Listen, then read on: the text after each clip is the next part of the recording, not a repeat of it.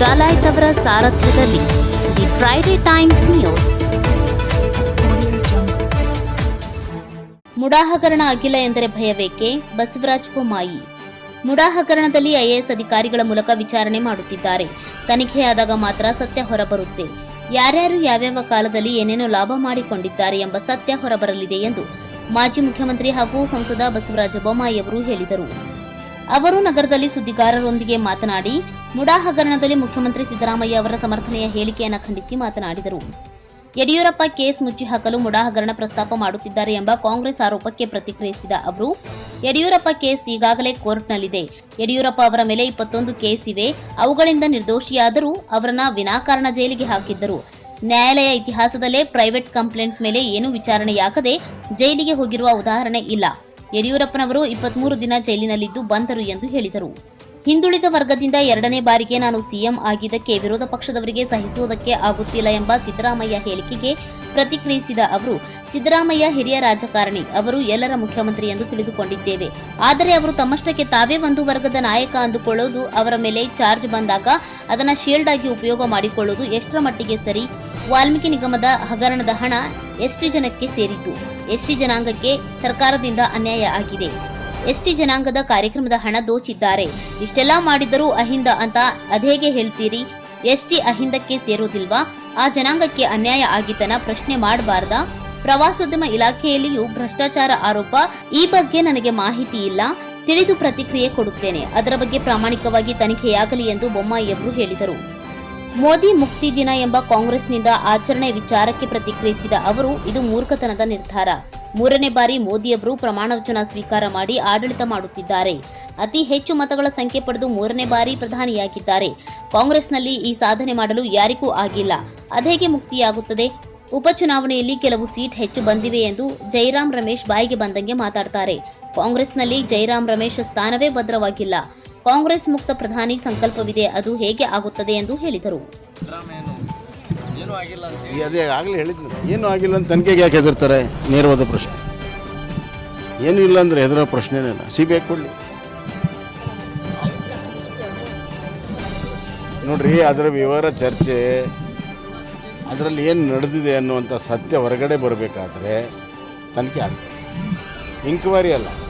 ಈಗ ಅವರು IAS officers ಮುಖಾಂತರ ಇಂಕ್ವೈರಿ ಮಾಡಿಸ್ತಾರೆ. ಇಂಕ್ವೈರಿ ಬೇರೆ, ತನಿಖೆ ಆಗಬೇಕು. ಇನ್ವೆಸ್ಟಿಗೇಷನ್ ಆದಾಗ ಸಂಪೂರ್ಣವಾದಂಥ ಸತ್ಯ ಹೊರಗೆ ಬೀಳ್ತದೆ. ಯಾರ್ಯಾರು ಯಾವ್ಯಾವ ಕಾಲದಲ್ಲಿ ಏನು ಫೇವ್ರೇಟಿಸಮ್ ಮಾಡಿದ್ದಾರೆ, ಹೆಂಗೆ ಲಾಭ ಮಾಡ್ಕೊಂಡಿದ್ದಾರೆ ಸ್ಪಷ್ಟ.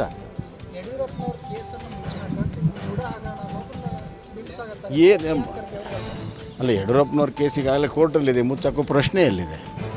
ಮತ್ತೀಗ ಯಡಿಯೂರಪ್ಪನವ್ರ ಮೇಲೆ ಇಷ್ಟು ಕೇಸ್ಗಳು ಹಾಕಿದ್ರು, ಸುಮಾರು 20-21 ಕೇಸ್ಗಳು ಹಾಕಿದ್ರು. ಎಲ್ಲದರಲ್ಲೂ ನಿರ್ದೋಷಿಯಾಗಿ ಬಂದರು.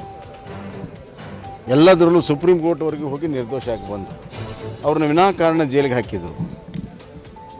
ಇಡೀ ಜುಡಿಷಿಯರಿ ಹಿಸ್ಟ್ರಿಯಲ್ಲಿ ಪ್ರೈವೇಟ್ ಕಂಪ್ಲೇಂಟ್ ಮೇಲೆ ಏನೂ ಇಂಕ್ವೈರಿ ಆಗದೇ ಜೈಲಿಗೆ ಹೋಗಿರುವಂಥ ಉದಾಹರಣೆ ಎಲ್ಲೂ ಇಲ್ಲ.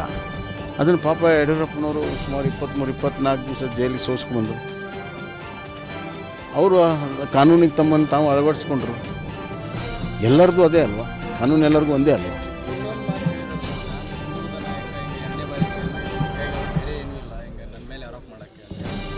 ಅಲ್ಲ, ಈಗ ನಾನು ಇಷ್ಟೇ ಕೇಳಿಸ್ತೇನೆ. ನಾವೇನು ಅಂದ್ಕೊಂಡಿದ್ವಿ, ಸಿದ್ದರಾಮಯ್ಯವರು ಭಾಳ ವರ್ಷದ ಹಿರಿಯ ರಾಜಕಾರಣಿ, ಎಲ್ಲರ ನಾಯಕರು ಅಂತ ನಾವು ಅಂದ್ಕೊಂಡಿದ್ವಿ. ಸಮಸ್ತ ಕನ್ನಡ ನಾಡಿನ ಎಲ್ಲ ನಾಯಕರು, ಎಲ್ಲರೂ ಮುಖ್ಯಮಂತ್ರಿಗಳು ಅಂತ ನಾವು ಅಂದ್ಕೊಂಡಿದ್ವಿ.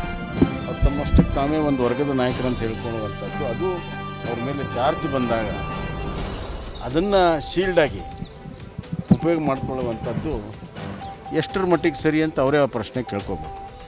ಎರಡನೇದಾಗಿ, ಈಗ ವಾಲ್ಮೀಕಿ ನಿಗಮದ್ದು ಅದು ಯಾರ್ದದು? ಎಸ್ಟಿ ಜನಾಂಗದಲ್ವ? ಎಸ್ಟಿ ಜನಾಂಗಕ್ಕೆ ಈ ಸರ್ಕಾರದಿಂದ ಅನ್ಯಾಯ ಆಗಿದೆ. ಎಸ್ಟಿ ಜನಾಂಗದ ಕಾರ್ಯಕ್ರಮಕ್ಕೆ ಇಟ್ಟಿರುವಂಥ ಹಣ ದೋಚಿದ್ದಾರೆ.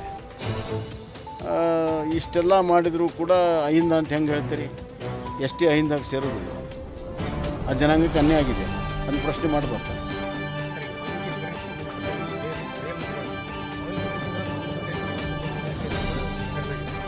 ಅದ್ರ ಬಗ್ಗೆ ನಂಗೆ ಇದ್ರಿಗೆ ಮಾಹಿತಿ ಇರೋದು ತಿಳ್ಕೊಳ್ತೀನಿ. ತಿಳ್ಕೊಂಡು ನಮಗೆ ವ್ಯಾಖ್ಯಾನ ಮಾಡ್ತೀನಿ. ನಾವು ಒಂದು ಹೇಳ್ತೀನಿ, ಯಾವುದೇ ಹಗರಣ ಯಾವುದೇ ನಿಗಮ ಆಗಲಿ ಸರ್ಕಾರದಲ್ಲಿ ಆಗಲಿ ಸಂಪೂರ್ಣವಾಗಿ ಪಾರದರ್ಶಕವಾಗಿ ತನಿಖೆ ಆಗಲಿ ಯಾರ್ಯಾರು ತಪ್ಪು ಮಾಡ್ತಾರೆ ಅವ್ರಿಗೆ ಶಿಕ್ಷೆ ಆಗಲಿ.